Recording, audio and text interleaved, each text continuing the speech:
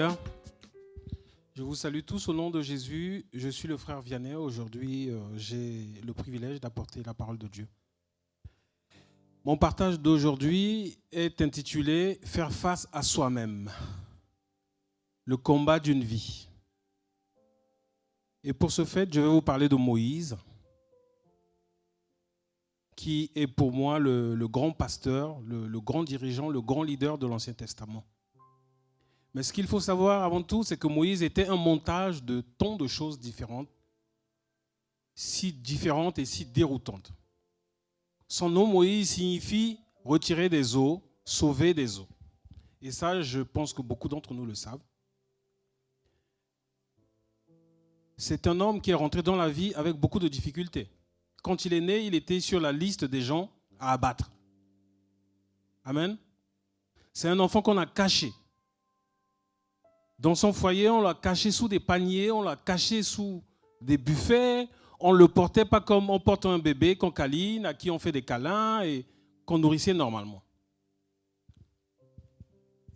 Et comme si cela ne suffisait pas, pour lui sauver la vie, sa mère l'a mis dans un panier, l'a poussé sur un marigot. Dans ce marigot, il y avait des crocodiles, il y avait des alligators, il y avait toutes sortes de serpents qui pouvaient nuire à ce bébé. Et il a été recueilli, il a été élevé comme un Égyptien. Pourtant, il est né hébreu. Alléluia. Donc, vous voyez, il n'a jamais été à sa place. Mais à partir de cet homme, je vais vous parler, bien aimé, de la grandeur qui est en chacun d'entre vous. Notre église est une église de jeunes. Je veux particulièrement m'adresser à la jeunesse, mais aussi à ceux qui ont un certain âge, se demandent, est-ce qu'ils sont dépassés? Est-ce qu'ils sont déclassifiés? Est-ce qu'ils peuvent servir Dieu? Est-ce qu'ils peuvent s'engager dans le service de Dieu? Bien aimé, chez certaines personnes, cette grandeur est extraite. La grandeur dont je voudrais vous parler est quelque chose qu'il faut extirper. Chez certaines personnes, cette grandeur est extraite lorsqu'elles sont exposées à d'autres grandes personnes, c'est-à-dire à des modèles. Alléluia. Moi, quand j'étais jeune, en étudiant l'anglais, j'ai étudié l'histoire de Martin Luther King. Et j'ai voulu devenir, dans ma vie d'adulte, un homme bon, un homme patient, un homme qui pense aux autres, un homme prêt à se sacrifier pour les autres. Donc, je fais partie de ceux qui, pour extraire la grandeur en eux, ont besoin d'être exposés à d'autres grandes personnes. Lorsqu'elles voient la grandeur en d'autres personnes, cela fait ressortir la grandeur qui existe en elles. Amen. Par contre, chez d'autres, la grandeur est extraite par les défis et l'adversité. Elles ne savent même pas qu'elles sont grandes, ces personnes.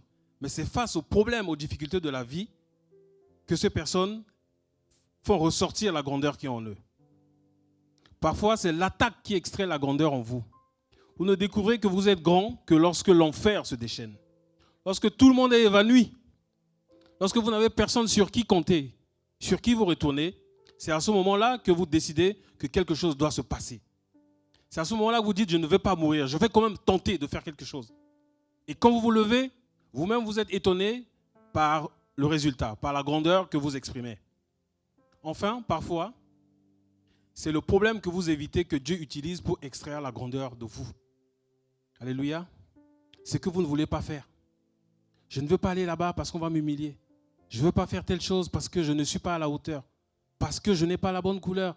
Parce que je n'appartiens pas à telle classe. Alléluia. Souvent, Dieu utilise ces choses pour vous emmener à rentrer dans votre destinée. Au moment où Dieu parla à Moïse, dans Exode chapitre 3, versets 1 à 6, qu'on ne va pas lire, parce que j'imagine que vous connaissez tous l'histoire de Moïse, n'est-ce pas? Nous savons qu'il avait 40 ans en Égypte lorsqu'il est parti. Moïse, comme je disais, qui était un montage de tant d'autres choses, le jour où il a décidé d'agir, de prendre les choses en main, eh bien, il commet un crime. Donc, cet homme a fui l'Égypte, il est devenu un fugitif, un criminel fugitif qu'on recherchait. Il était, encore une fois, sur la liste des gens à abattre par Pharaon. Il avait 40 ans quand il était parti en Égypte et il a passé 40 ans dans le désert. Et donc, il avait 80 ans quand il réussit à trouver son équilibre. Et c'est de ça que nous allons parler. Nous allons lire Exode chapitre 3, verset 5.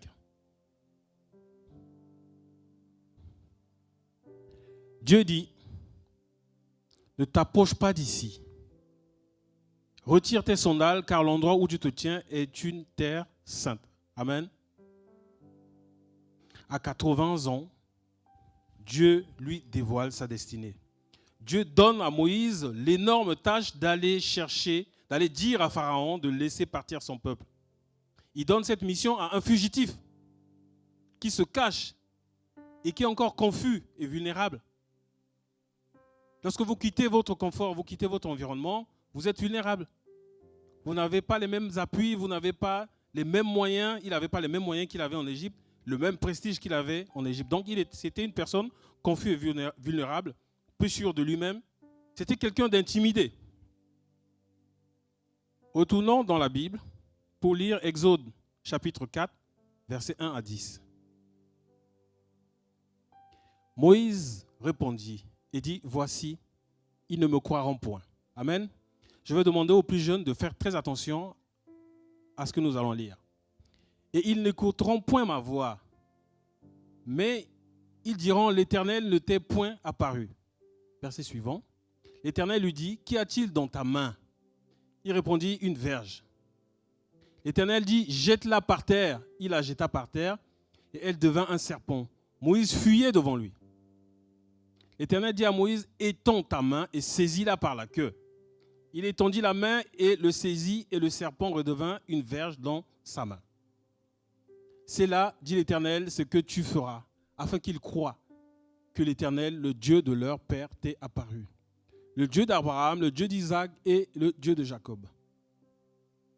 L'Éternel lui dit encore, mets ta main dans ton sein.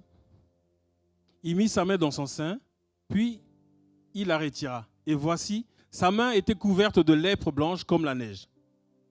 L'Éternel dit, remets ta main dans ton sein. Il remit sa main dans son sein, puis il la retira dans son sein. Et voici, elle était redevenue comme sa chair. S'ils ne te croient pas, dit l'Éternel, et n'écoutent pas la voix du premier signe, ils croiront à la voix du dernier signe. S'ils ne croient même pas à ces deux signes et n'écoutent pas ta voix, tu prendras de l'eau du fleuve, tu la répandras sur la terre, et l'eau que tu auras prise du fleuve deviendra du sang sur la terre. Alléluia.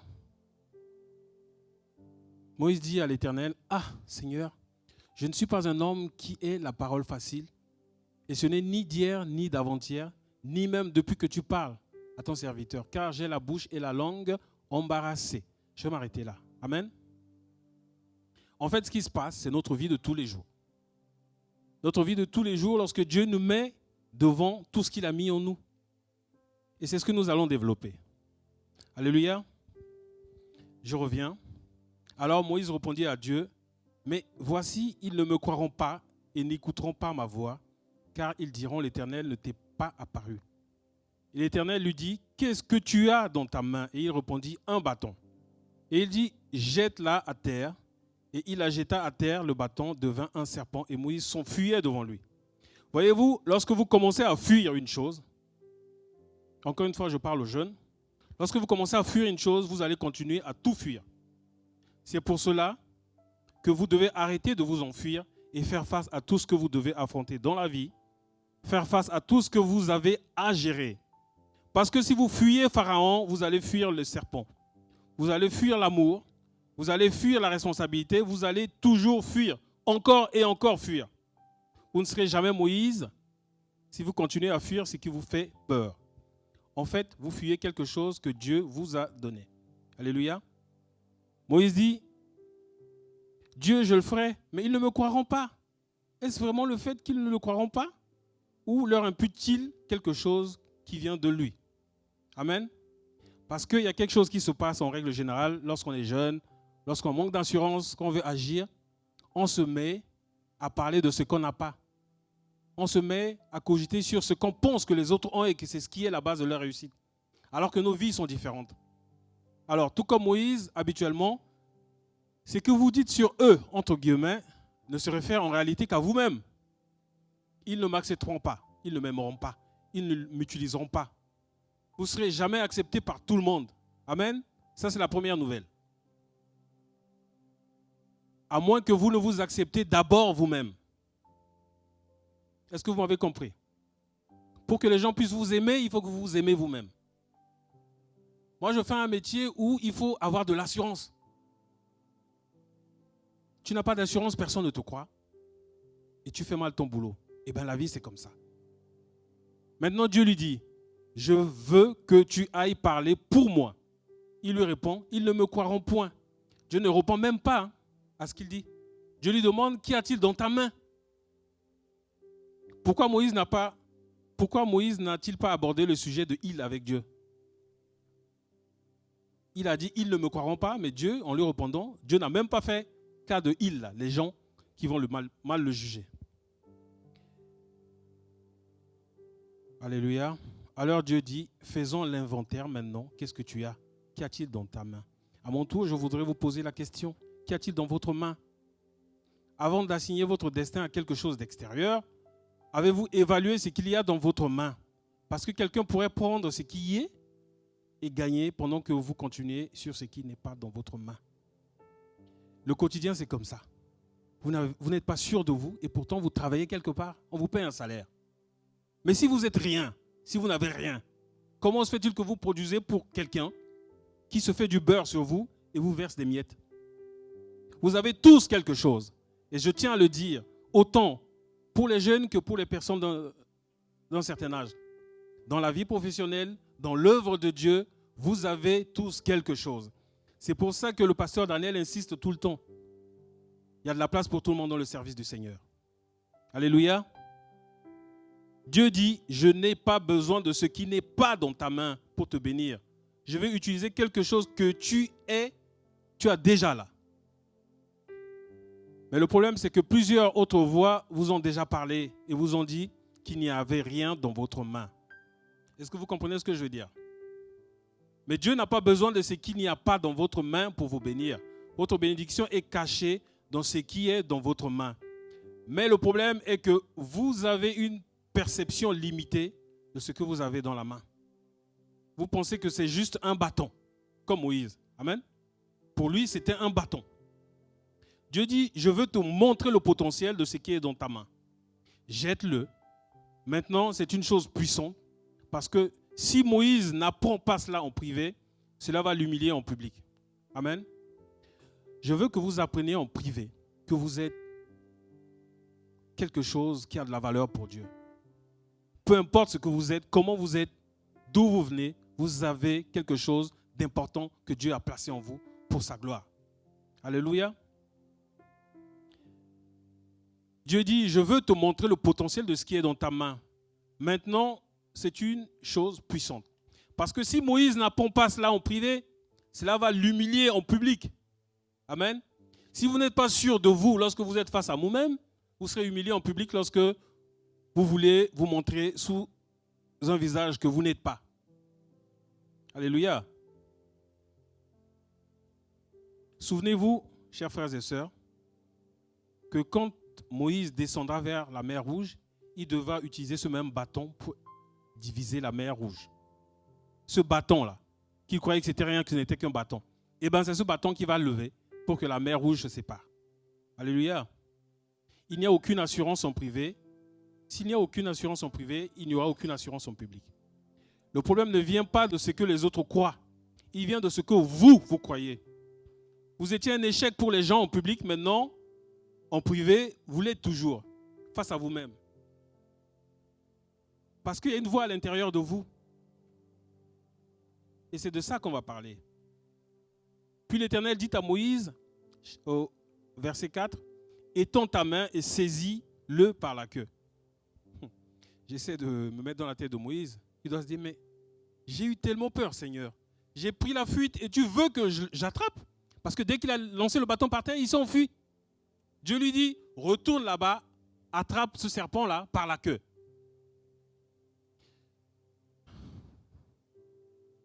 Bien-aimé, Dieu peut vous demander d'attraper des choses dont vous avez peur. Amen. Et Moïse étendit sa main et le saisit et il redevint un bâton dans sa main. Parfois, vous ne verrez rien si vous ne saisissez pas les choses.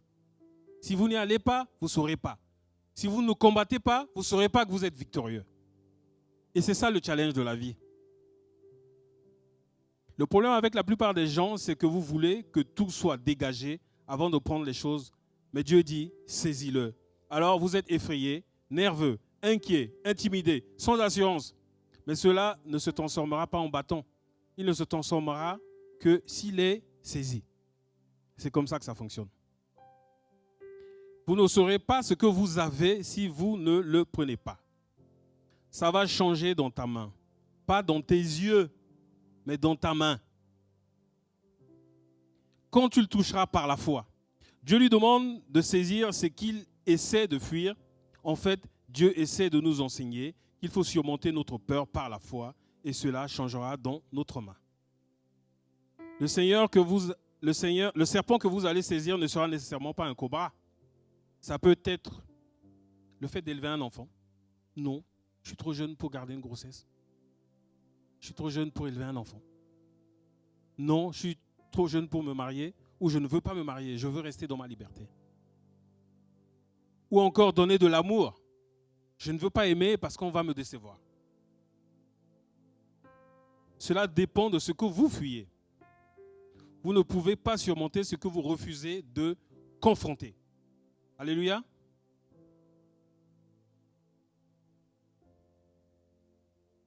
Verset 5. Et l'Éternel dit, c'est afin qu'ils croient que l'Éternel, le Dieu de leur père, t'est apparu. Le Dieu d'Abraham, le Dieu d'Isaac et le Dieu de Jacob. Et l'Éternel lui dit encore, mets maintenant ta main sur ta poitrine. Et il mit sa main sur sa poitrine, puis la retira, et voici sa main était lépreuse, blanche comme la neige.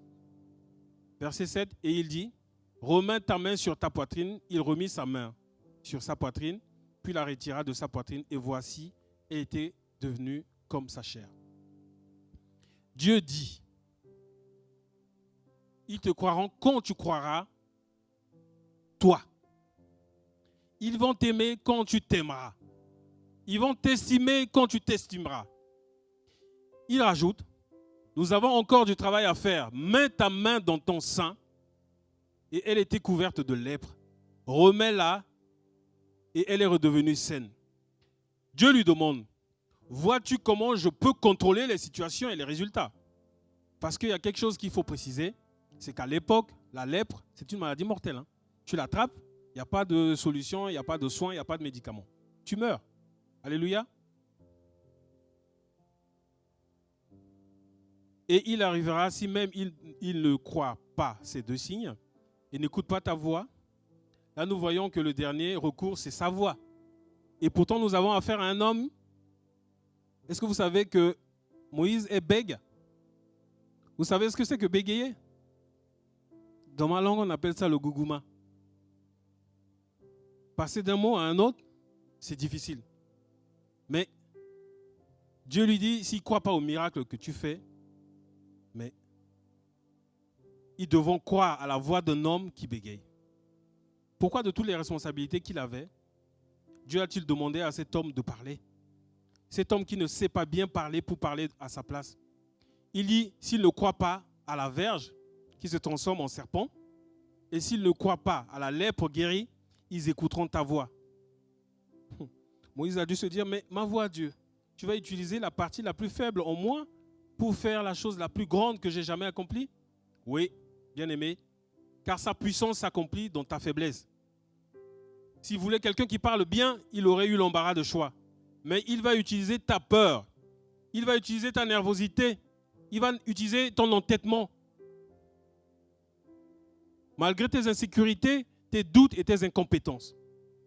Cependant, Dieu ne peut pas utiliser ton incrédulité. Ça, c'est ce qu'il faut retenir. Que tu prendras de l'eau du fleuve et tu la verseras sur la terre sèche. Et l'eau que tu auras prise du fleuve deviendra certainement du sang et sur la terre sèche. Le problème que Dieu avait avec Moïse, c'est son incrédulité. En fait, c'est un face-à-face que nous avons nous-mêmes avec Dieu dans notre quotidien. Croire, c'est de cela qu'il s'agit. Car pas une seule fois, Dieu guérit de la lèpre. Dieu qui guérit de la lèpre n'a souhaité guérir de son bégaiement. Dieu met à l'épreuve ce que Moïse croit. Parce que Dieu peut guérir de son bégaiement. Dieu dit, comme je t'envoie, allez, je t'enlève ton bégaiement. Non, Dieu ne le fait pas. Va avec ton bégaiement. Si vous ne croyez pas pouvoir être aimé, bien aimé, personne ne vous aimera, encore une fois.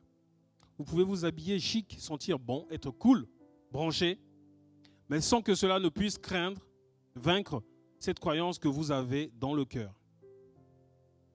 Si vous pensez que votre vie est terminée, que vous avez fait trop d'erreurs, que vous êtes trop pécheur, vieux pour vous rendre utile dans la maison du Seigneur, que vous avez trop de pensées impures, je reviens encore une fois à notre prière de vendredi. Si c'est ce qui vous bloque, ces choses que vous vous répétez et croyez sont devenues votre perspective d'avenir. J'ai peur pour vous. Cela devient votre dessein et sans le savoir, cela est devenu votre objectif. C'est-à-dire vivre la damnation des mots que vous vous répétez. Moi, j'ai une question pour vous ce matin.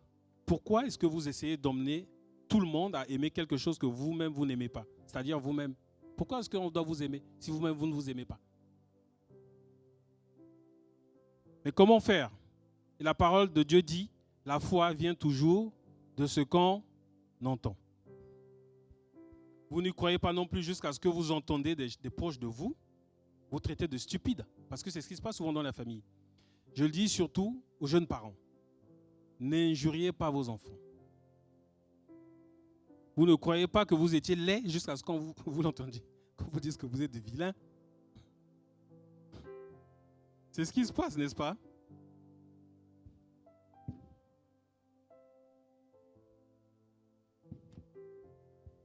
Tout ce qui se passe, c'est le résultat de ce que vous entendiez dire de vous, lequel vous avez cru et votre vie a accompli la prophétie que vous avez entendue à votre sujet. Tu es bête comme ton papa. Ça, c'est souvent quand la maman est séparée du père. Tu es bête comme ton papa. Tu es vraiment comme ta mère. Et vous êtes tous des incapables dans cette maison. C'est ce qui se passe, non, au privé? Tout ça, ce sont des malédictions qui ont été prononcées sur vous. Et plus vous les avez entendues répéter, comme si vous avez, même si vous avez essayé de résister à cela en disant ne pas y croire, eh bien, ça a été répété tellement de fois que c'est devenu une bande qui tourne dans votre tête. Et vous y croyez, et vous vivez comme ça, et vous fonctionnez comme ça. Ça, c'est le premier travail que je vous demande de faire ce matin. Encore une fois, je m'adresse en particulier aux jeunes.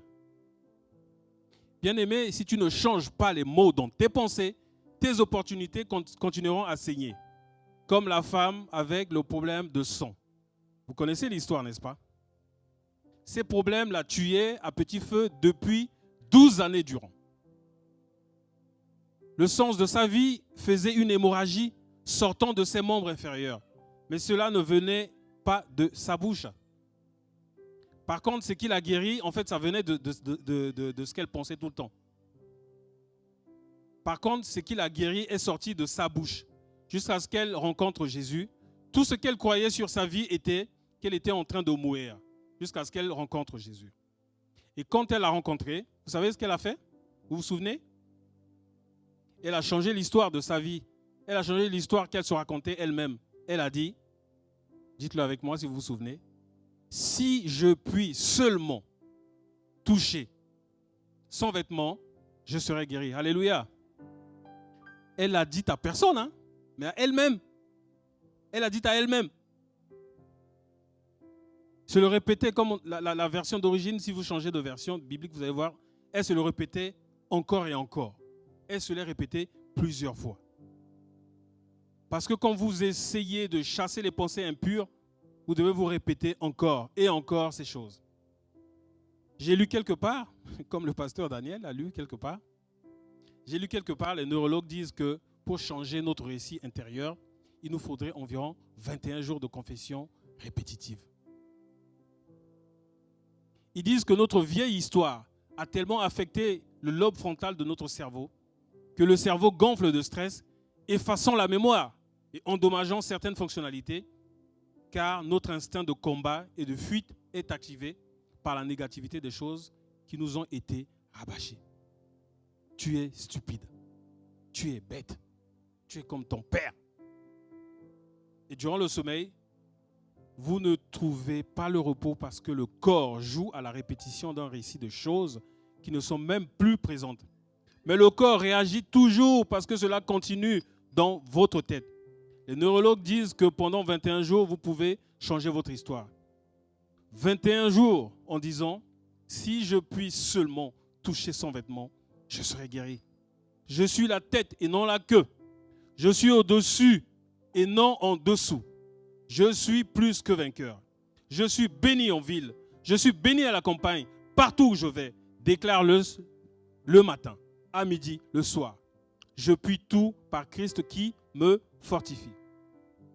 À propos de 21 jours, ça vous dit quelque chose dans la Bible? Amen. Les neurologues disent que cela reprogramme le cerveau, détend les glandes, réduit l'enflure et soulage le stress. Parlez aux situations et aux choses. Mais dites-moi, comme vient de dire le frère Jérémie et son épouse, Daniel a prié pendant combien de jours? 21 jours. Belle coïncidence, hein? Vous ne verrez peut-être pas le résultat le premier jour, mais Dieu n'a pas besoin de 21 jours pour vous bénir. On va lire le livre de Daniel, chapitre 10, versets 12 à 13. Il me dit, Daniel, ne crains rien, car dès le premier jour où tu as eu à cœur de comprendre et de t'humilier devant ton Dieu, tes paroles ont été entendues, et c'est à cause de tes paroles que je viens. Le chef du royaume de Perse m'a résisté 21 jours. Mais voici, Michael, l'un des principaux chefs, est venu à mon secours, et je suis demeuré là auprès du roi de Perse. Je suis béni. Alléluia. Je voudrais que vous reteniez cela. Quand vous priez, priez, priez, priez. Alléluia. Gardez la foi. Dieu a quelque chose en vous. Et je voudrais que vous reteniez cela. C'est ce que je vous laisse en partage ce matin. Soyez bénis au nom de Jésus.